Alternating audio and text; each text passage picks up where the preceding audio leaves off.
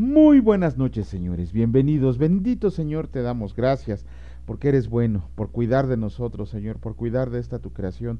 Gracias por ponernos en este lugar, en este momento, porque sabemos que es tu voluntad, Señor, y es tu propósito el que estemos escuchando tu palabra.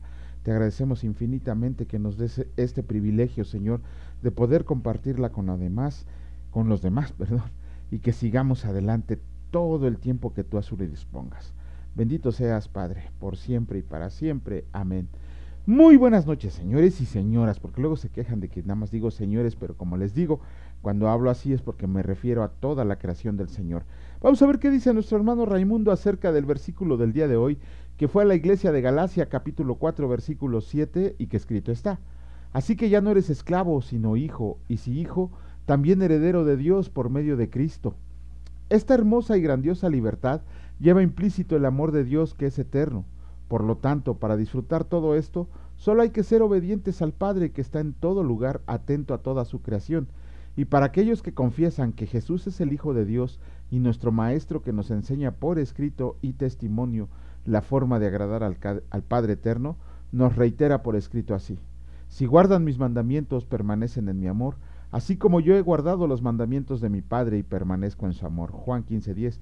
Así que si su Hijo lo hace, lo enseña, da testimonio y lo deja por escrito, solo nos toca seguir su ejemplo, permaneciendo asidos a Él en comunión, oración y adoración en cada conducta hacia el prójimo. Aleluya. Oh, qué bonita. Ahora sí, hay veces que les digo que el hermano Raimundo parece ser que sí está bien inspirado y hoy nos regaló una hermosa reflexión.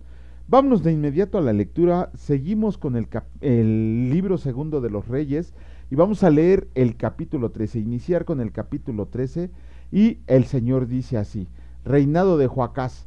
En el año 23 de Joás, hijo de Ocosías, rey de Judá, comenzó a reinar Joacás, hijo de Jehú, sobre Israel en Samaria, y reinó 17 años, e hizo lo malo ante los ojos del Señor, y siguió en los pecados de Jeroboam, hijo de Nabat, el que hizo pecar a Israel, y no se apartó de ellos. Y se encendió el furor del Señor contra Israel, y los entregó en mano de Hazael, rey de Siria, y en mano de Ben-Hadad, hijo de Hazael, por largo tiempo. Mas Joacás oró en presencia del Señor, y el Señor lo oyó, porque miró la aflicción de Israel, pues el rey de Siria los afligía. Y dio el Señor Salvador a Israel, y salieron del poder de los sirios, y habitaron los hijos de Israel en sus tiendas como antes. Con todo eso, no se apartaron de los pecados de la casa de Jeroboam, el que hizo pecar a Israel, en ellos anduvieron, y tomaron la imagen de y también la imagen de Acera permaneció en Samaria. Porque no le había quedado gente a Joacás, sino 50 hombres de a caballo, 10 carros, y 10,000 hombres de a pie, pues el rey de Siria los había destruido, y los había puesto como el polvo para hollar. El resto de los hechos de Joacás y todo lo que hizo y sus valentías, ¿no está escrito en el libro de las crónicas de los reyes de Israel? Y durmió Joacás con sus padres, y los sepultaron en Samaria, y reinó en su lugar Joás su hijo. Reinado de Joás de Israel. El año 37 de Joás, rey de Judá, comenzó a reinar Joás, hijo de Joacás, sobre Israel en Samaria, y reinó 16 años, e hizo lo malo ante los ojos del Señor. No se apartó de todos los pecados de Jeroboam, hijo de Nabat, el que hizo pecar a Israel, en ellos anduvo. Los demás hechos de Joás y todo lo que hizo y el esfuerzo con que guerreó contra Amasías, rey de Judá, ¿no está escrito en el libro de las crónicas de los reyes de Israel? Y durmió Joás con sus padres, y se sentó Jeroboam sobre su trono, y Joás fue sepultado en Samaria con los reyes de Israel. Profecía final y muerte de Eliseo. Estaba Eliseo enfermo de la enfermedad de que murió, y descendió a él Joás, rey de Israel, y llorando delante de él dijo: Padre mío, carro de Israel y su gente de a caballo. Y le dijo Eliseo: Toma un arco y unas saetas. Tomó él entonces un arco y unas saetas. Luego dijo Eliseo al rey de Israel: Pon tu mano sobre el arco. Y puso él su mano sobre el arco. Entonces puso Eliseo sus manos sobre las manos del rey, y dijo: Abre la ventana que da al oriente. Y cuando él abrió, dijo Eliseo: Tira. Y tirando él, dijo Eliseo: Saeta de salvación del Señor, y saeta de salvación contra Siria, porque herirás a los sirios en Afec hasta consumirlos. Y le volvió a decir: Toma las saetas. Y luego que el rey de Israel las hubo tomado, le dijo: Golpea la tierra. Y él la golpeó 3 veces y se detuvo. Entonces el varón de Dios, enojado contra él, le dijo: Al dar 5 o 6 golpes hubieras derrotado a Siria hasta no quedar ninguno. pero ahora solo 3 veces derrotarás a Siria. Y murió Eliseo y le sepultaron. Entrado el año vinieron bandas armadas de moabitas a la tierra, y aconteció que al sepultar unos a un hombre, súbitamente vieron una banda armada y arrojaron el cadáver en el sepulcro de Eliseo. Y cuando llegó a tocar el muerto los huesos de Eliseo, revivió y se levantó sobre sus pies.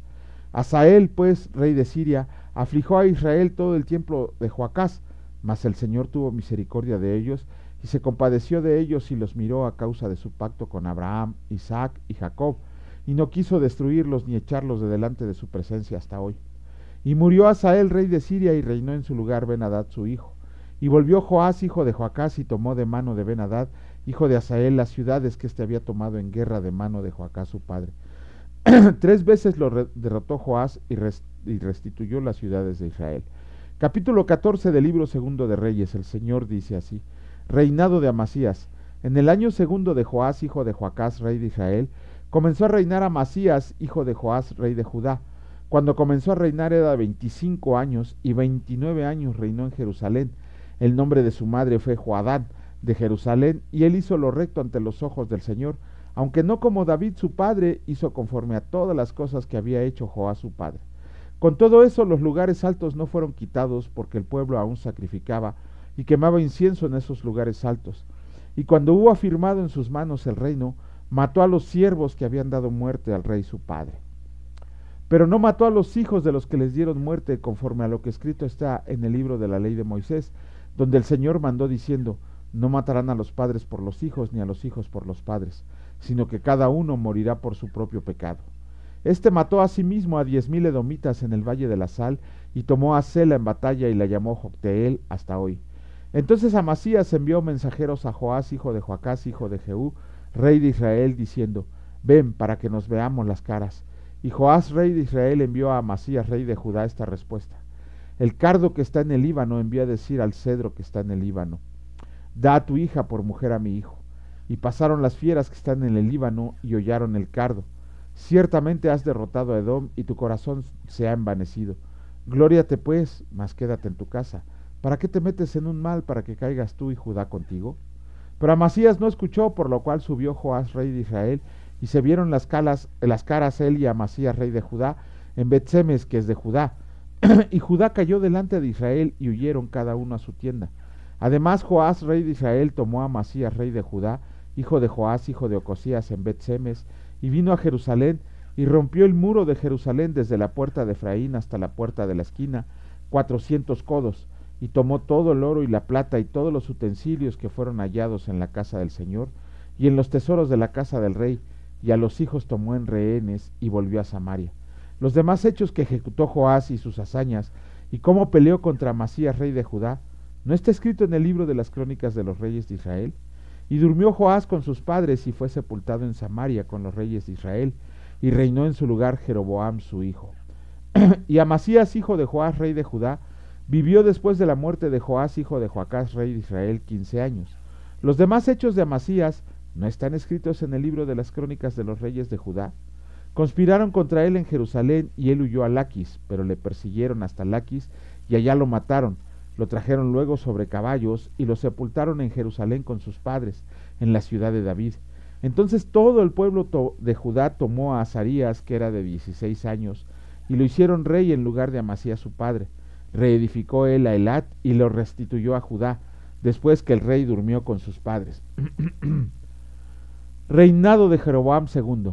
El año 15 de Amasías, hijo de Joás, rey de Judá, comenzó a reinar Jeroboam, hijo de Joás, sobre Israel en Samaria, y reinó 41 años, e hizo lo malo ante los ojos del Señor, y no se apartó de todos los pecados de Jeroboam, hijo de Nabat, el que hizo pecar a Israel.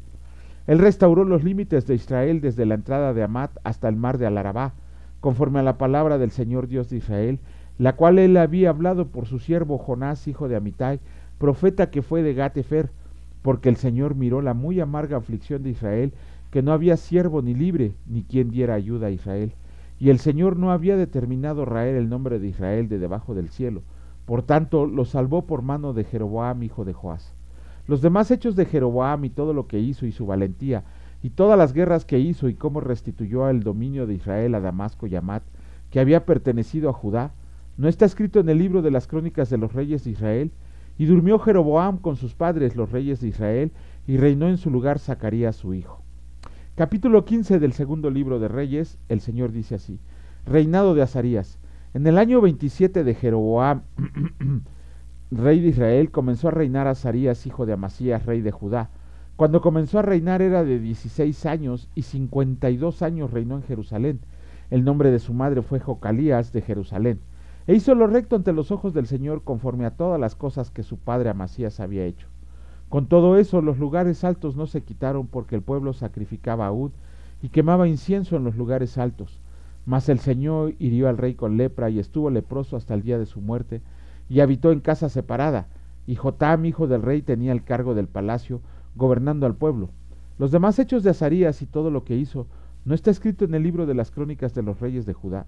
Y durmió Azarías con sus padres, y los sepultaron con ellos en la ciudad de David, y reinó en su lugar Jotam su hijo. Reinado de Zacarías. El año 38 de Azarías, rey de Judá, reinó Zacarías, hijo de Jeroboam, sobre Israel 6 meses, e hizo lo malo ante los ojos del Señor, como habían hecho sus padres. No se apartó de los pecados de Jeroboam, hijo de Nabat, el que hizo pecar a Israel. Contra él conspiró Salum, hijo de Jabes, y lo hirió en presencia de su pueblo, y lo mató, y reinó en su lugar. Los demás hechos de Zacarías, he aquí que están escritos en el libro de las crónicas de los reyes de Israel. Y esta fue la palabra de que el Señor que había hablado a Jehú, diciendo: tus hijos hasta la 4ª generación se sentarán en el trono de Israel. Y fue así. Reinado de Salum. Salum, hijo de Jabes, comenzó a reinar en el año 39 de Usías, rey de Judá, y reinó 1 mes en Samaria, porque Manahem, hijo de Gadi, subió a Tirsa y vino a Samaria, e hirió a Salum, hijo de Jabes, en Samaria, y lo mató, y reinó en su lugar. Los demás hechos de Salum y la conspiración que tramó, he aquí que están escritos en el libro de las crónicas de los reyes de Israel. Entonces Manahem saqueó a Tifsa y a todos los que estaban en ella, y también a sus alrededores desde Tirsa. La saqueó porque no le habían abierto las puertas, y abrió el vientre a todas las mujeres que estaban encintas. Reinado de Manahem. En el año 39 de Azarías, rey de Judá, reinó Manahem, hijo de Gadi, sobre Israel 10 años en Samaria, e hizo lo malo ante los ojos del Señor. En todo su tiempo no se apartó de los pecados de Jeroboam, hijo de Nabat, el que hizo pecar a Israel. Y vino Pul, rey de Asiria, a atacar la tierra, y Manahem dio a Pul 1000 talentos de plata para que lo ayudara a confirmarse en el reino. E impuso Manahem este dinero sobre Israel, sobre todos los poderosos y opulentos, de cada uno 50 siclos de plata para dar al rey de Asiria. Y el rey de Asiria se volvió, y no se detuvo ahí en el país. Los demás hechos de Manahem y todo lo que hizo, ¿no está escrito en el libro de las crónicas de los reyes de Israel? Y durmió Manahem con sus padres, y reinó en su lugar Pecaya su hijo. Reinado de Pecaya. En el año 50 de Azarías, rey de Judá, reinó Pecaya, hijo de Manahem, sobre Israel en Samaria 2 años, e hizo lo malo ante los ojos del Señor. No se apartó de los pecados de Jeroboam, hijo de Nabat, el que hizo pecar a Israel, y conspiró contra él Peca, hijo de Remalías, capitán suyo, y lo hirió en Samaria, en el palacio de la casa real, en compañía de Argob y de Arie, y de 50 hombres de los hijos de los Galaditas, y lo mató y reinó en su lugar. Los demás hechos de Pecaya y todo lo que hizo, he aquí que está escrito en el libro de las crónicas de los reyes de Israel. Reinado de Peca. En el año 52 de Azarías, rey de Judá, reinó Peca, hijo de Remalías, sobre Israel en Samaria, y reinó 29 años, e hizo lo malo ante los ojos del Señor. No se apartó de los pecados de Jeroboam, hijo de Nabat, el que hizo pecar a Israel. En los días de Peca, rey de Israel, vino Tiglat-Pileser, rey de los asirios, y tomó a Gihón, Abel Bet Maaca, Janoa, Sedes, Azar, Galaad, Galilea, y toda la tierra de Neftalí, y los llevó cautivos a Siria. Y Oseas, hijo de Ela, conspiró contra Peca, hijo de Remalías, y lo hirió y lo mató, y reinó en su lugar, a los 20 años de Jotam, hijo de Usías. Los demás hechos de Peca y todo lo que hizo, he aquí que está escrito en el libro de las crónicas de los reyes de Israel. Reinado de Jotam. En el 2.º año de Peca, hijo de Remalías, rey de Israel, comenzó a reinar Jotam, hijo de Usías, rey de Judá. Cuando comenzó a reinar era de 25 años, y reinó 17 años en Jerusalén. El nombre de su madre fue Jerusa, hija de Sadoc, y él hizo lo recto ante los ojos del Señor. Hizo conforme a todas las cosas que había hecho su padre Usías. Con todo eso los lugares altos no fueron quitados porque el pueblo sacrificaba aún y quemaba incienso en los lugares altos. Edificó él la puerta más alta de la casa del Señor. Los demás hechos de Jotam y todo lo que hizo no está escrito en el libro de las crónicas de los reyes de Judá.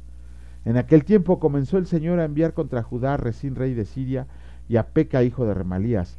Y durmió Jotam con sus padres y fue sepultado con ellos en la ciudad de David su padre, y reinó en su lugar Acaz su hijo. Con esto terminamos los capítulos del día de hoy del libro de Segundo de Reyes.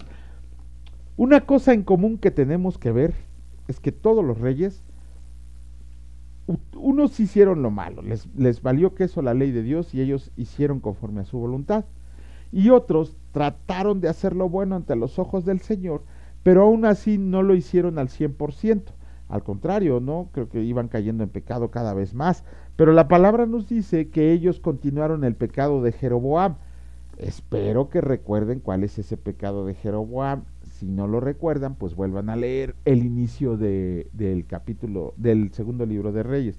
Bueno, no quieren leer el pecado de Jeroboam, es que él mandó a hacer dos becerros de oro, ¿cómo se llama? Para que el pueblo no fuera a adorar a Jerusalén, que era donde estaba el templo del Señor.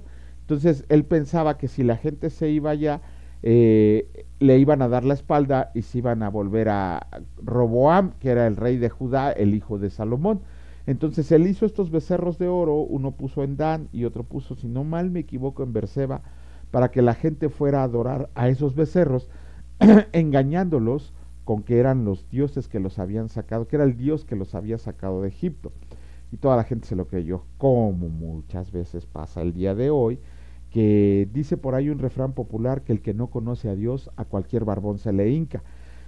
hay muchas religiones, muchas sectas, muchas doctrinas de demonios que engañan a la gente, inclusive del lado de los que se dicen cristianos, los pastores de la prosperidad, los pastores carismáticos, los de arrebata tu milagro, los de la cienciología, los de, ¿cómo se llama? Hay otro que no recuerdo, mormones, testigos de Jehová, adventistas, todos ellos están errados porque han tergiversado la palabra de Dios. La Iglesia Católica engaña, y lo vamos a ver en un ratito, ahorita lo vamos a leer, cómo hay un gran engaño que apenas surgió en el siglo XIX, pero la gente en su ignorancia nunca va más allá, nunca queremos ir más allá. Si alguien nos dice que la palabra de Dios dice que el cielo en realidad es negro, nunca vamos a verificar si de verdad eso dice la palabra de Dios. Por eso es tan importante leer, para que se nos quite la venda de los ojos, se nos caigan las escamas, se nos caiga el segundo velo y podamos recibir a plenitud la palabra que el Señor ha dejado para todos aquellos que le aman. Pero si nos conformamos con seguir a personas que nos han engañado y nunca nos atrevemos a averiguar la verdad, pues lo único que estamos haciendo es ir caminando directo al infierno. Por eso es tan importante leer diariamente la palabra de Dios. Bueno, vamos a leer el capítulo número 8 del Evangelio de Lucas, iba a decir de Judas, del Evangelio de Lucas, y el Señor dice así: mujeres que sirven a Jesús. Aconteció después que Jesús iba por todas las ciudades y aldeas, predicando y anunciando el Evangelio del reino de Dios, y los 12 con él, y algunas mujeres que habían sido sanadas de espíritus malos y de enfermedades: María, que se llamaba Magdalena, de la que habían salido 7 demonios; Juana, mujer de Chuza, intendente de Herodes; y Susana y otras muchas que le servían de sus bienes. Parábola del sembrador. Juntándose una gran multitud y los de que cada ciudad venían a él, les dijo por parábola: el sembrador salió a sembrar su semilla, y mientras sembraba, una parte cayó junto al camino y fue hollada, las aves del cielo la comieron; otra parte cayó sobre la piedra y nacida se secó porque no tenía humedad; otra parte cayó entre espinos, y los espinos que nacieron juntamente con ella la ahogaron; y otra parte cayó en buena tierra, y nació y llevó fruto a 100 por uno. Hablando estas cosas decía a gran voz: el que tiene oídos para oír, oiga. Y sus discípulos le preguntaron diciendo: ¿qué significa esta parábola? Y él le dijo: a ustedes les he dado a conocer los misterios del reino de Dios, pero a los otros por parábolas, para que viendo no vean y oyendo no entiendan. Esta es pues la parábola: la semilla es la palabra de Dios, y los de junto al camino son los que la oyen. Y luego viene el diablo y quita de su corazón la palabra, para que no crean y se salven. Los de sobre la piedra son los que habiendo oído reciben la palabra con gozo, pero éstas no tienen raíces, creen por algún tiempo, y en el tiempo de la prueba se apartan. La que cayó entre espinos, estos son los que oyen, pero yéndose, son ahogados por los afanes y las riquezas y los placeres de la vida, y no llevan fruto. Mas la que cayó en buena tierra, estos son los que con corazón bueno y recto retienen la palabra oída y dan fruto con perseverancia. Nada oculto que no haya de ser manifestado. Nadie que enciende una luz la cubre con una vasija ni la pone debajo de la cama, sino que la pone en un candelero para que los que entren vean la luz, porque nada hay oculto que no haya de ser manifestado, ni escondido que no haya de ser conocido y de salir a la luz. Miren pues cómo oyen, porque todo el que tiene se le dará, y todo el que no tiene, aun lo que piensa tener, se le quitará. La madre y los hermanos de Jesús. Entonces su madre y sus hermanos vinieron a él, pero no podían llegar a él por causa de la multitud. Y se le avisó, diciendo, tu madre y tus hermanos están fuera y quieren verte. Él entonces respondiendo les dijo, mi madre y mis hermanos son los que oyen la palabra de Dios y la hacen. Jesús calma la tempestad. Aconteció un día que entró en una barca con sus discípulos y les dijo, pasemos al otro lado del lago, y partieron. Pero mientras navegaban, él se durmió, y se desencadenó una tempestad de viento en el lago, y se anegaban y peligraban, y vinieron a él y le despertaron, diciendo, Maestro, Maestro, que perecemos. Despertando él, reprendió al viento y a las olas, y cesaron. Y se hizo bonanza, y les dijo, ¿dónde está su fe? Y atemorizados se maravillaban, y se decían unos a otros, ¿quién es este que aún los vientos y las aguas manda y le obedece? El endemoniado Gadareno. Y arribaron a la tierra de los Gadarenos, que está en la ribera opuesta a Galilea. Al llegar a la tierra, vino a su encuentro un hombre de la ciudad, el endemoniado desde hacía mucho tiempo, y no vestía ropa ni moraba en casa, sino en los sepulcros. Este, al ver a Jesús, lanzó un gran grito, y postrándose a sus pies, exclamó a gran voz, ¿qué tienes conmigo, Jesús, Hijo del Dios Altísimo? Te ruego que no me atormentes, porque mandaba al espíritu inmundo que saliera del hombre, pues hacía mucho tiempo que se había apoderado de él, y le ataban con cadenas y grillos, pero rompiendo las cadenas, era impelido por el demonio a los desiertos. Y le preguntó Jesús diciendo, ¿cómo te llamas? Y él le dijo, Legión, porque muchos demonios habían entrado en él, y le rogaban que no los mandara ir al abismo. Había ahí un hato de muchos cerdos que pasían en el monte, y le rogaron que los dejara entrar en ellos, y les dio permiso. Y los demonios, salidos del hombre, entraron en los cerdos, y el hato se precipitó por un despeñadero al lago, y se ahogó. Y los que apacentaban los cerdos, cuando vieron lo que había acontecido, huyeron, y yendo dieron aviso en la ciudad y por los campos, y salieron a ver lo que había sucedido, y vinieron a Jesús, y hallaron al hombre de quien había salido los demonios, sentado a los pies de Jesús, vestido y en su cabal juicio, y tuvieron miedo. Y los que lo habían visto le contaron cómo había sido salvado el endemoniado. Entonces toda la multitud de la región alrededor de los Gadarenos le rogó que se marchara de ellos, pues tenían gran temor. Y Jesús, entrando en la barca, se volvió, y el hombre de quien habían salido los demonios le rogaba que le dejara estar con él. Pero Jesús le despidió, diciendo, vuélvete a tu casa y cuenta cuán grandes cosas ha hecho Dios contigo. Y él se fue, publicando por toda la ciudad cuán grandes cosas había hecho Jesús con él. La hija de Jairo y la mujer que tocó el manto de Jesús. Cuando volvió Jesús, le recibió la multitud con gozo, porque todos le esperaban. Entonces vino un varón llamado Jairo, que era principal de la sinagoga, y postrándose a los pies de Jesús le rogaba que entrara en su casa, porque tenía una hija única como de 12 años que se estaba muriendo. Y mientras iba, la multitud le oprimía, pero una mujer que padecía de flujo de sangre desde hacía 12 años, y que había gastado en médicos todo cuanto tenía, y por ninguno había podido ser curada, se le acercó por detrás y tocó el borde de su manto, y al instante se detuvo el flujo de su sangre. Entonces Jesús dijo, ¿quién es el que me ha tocado? Y negando todos, dijo Pedro y los que con él estaban, Maestro, la multitud te aprieta y oprime, y dices, ¿quién es el que me ha tocado? Pero Jesús dijo, alguien me ha tocado, porque yo he conocido que ha salido poder de mí. Entonces cuando la mujer vio que Jesús no había quedado, que la mujer vio que no había quedado oculta, vino temblando y postrándose a sus pies, le declaró delante de todo el pueblo por qué causa le había tocado y cómo al instante había sido sanada. Y él le dijo, hija, tu fe te ha salvado, ve en paz. Estaba hablando aún cuando vino una de la casa del principal de la sinagoga a decirle, tu hija ha muerto, no molestes más al maestro. Oyéndolo Jesús le respondió, no temas, cree solamente y serás salva. Entrando en la casa no dejó entrar a nadie consigo sino a Pedro, a Jacobo y a Juan, y al padre y a la madre de la niña, y lloraban todos y hacían lamentación por ella. Pero él dijo, no lloren, no está muerto, sino que duerme. Y se burlaban de él sabiendo que estaba muerta. Mas él, tomándolo de la mano, clamó diciendo, muchacha, levántate.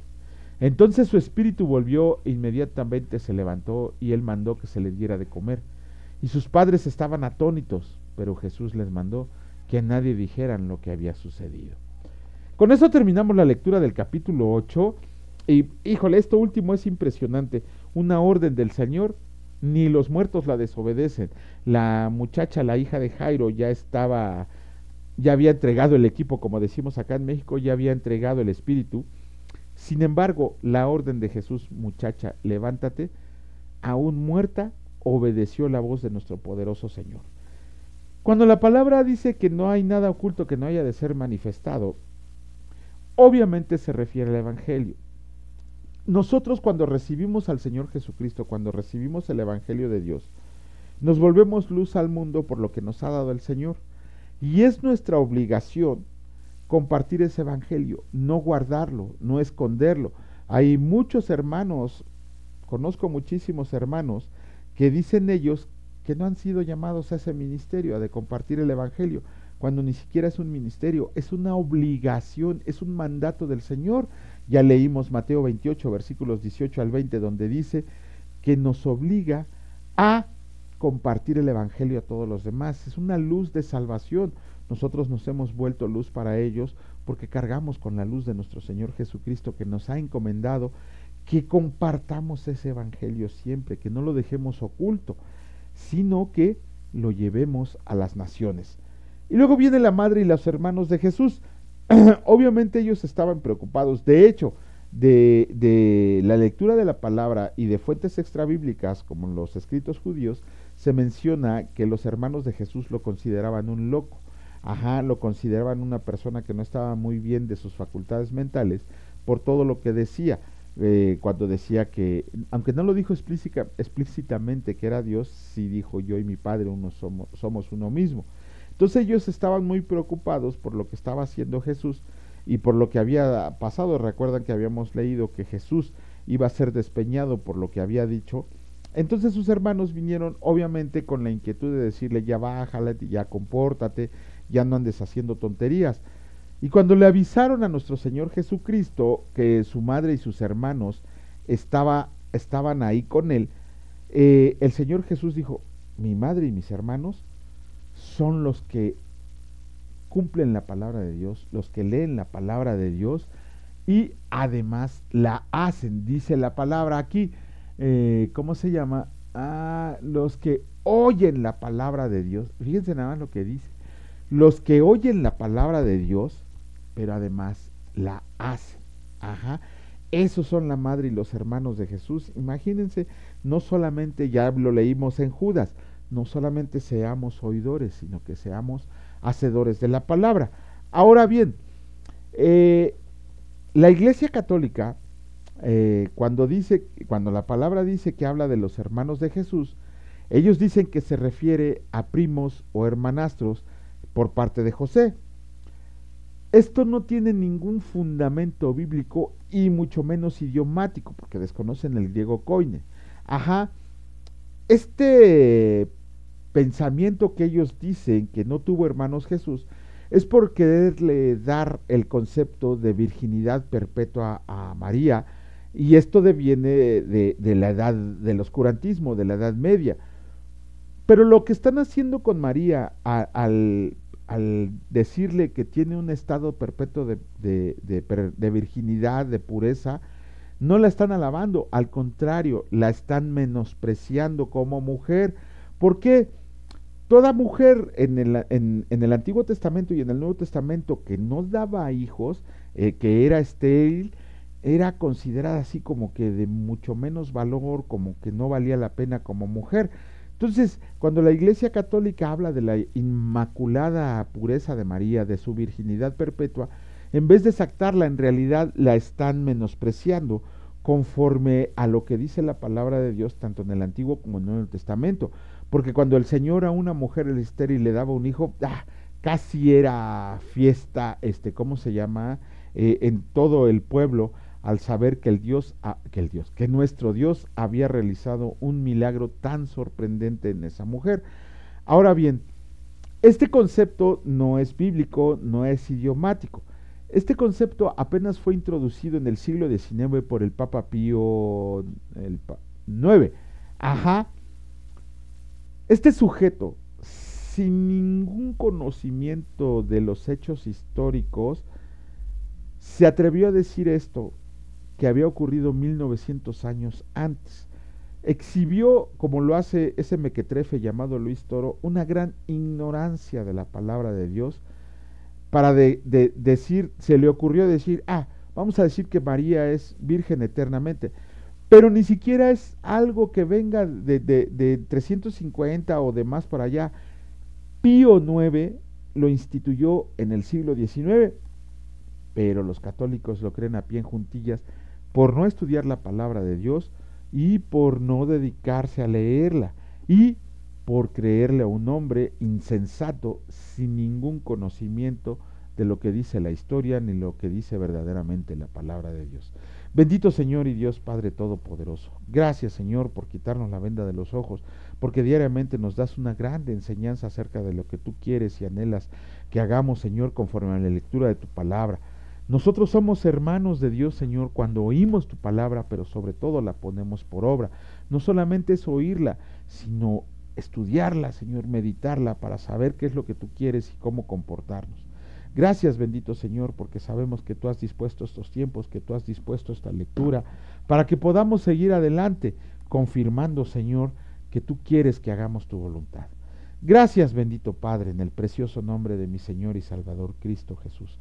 Benditos sean siempre y para siempre. Amén. Que la gracia de nuestro Señor Jesucristo y que su amor eterno nos haga comprender que somos hijos de ellos y que nuestra salvación es un hecho seguro. Les agradecemos por su tiempo, regálenos un like, compartan el video, háganos comentarios, sobre todo mándenos sus comentarios.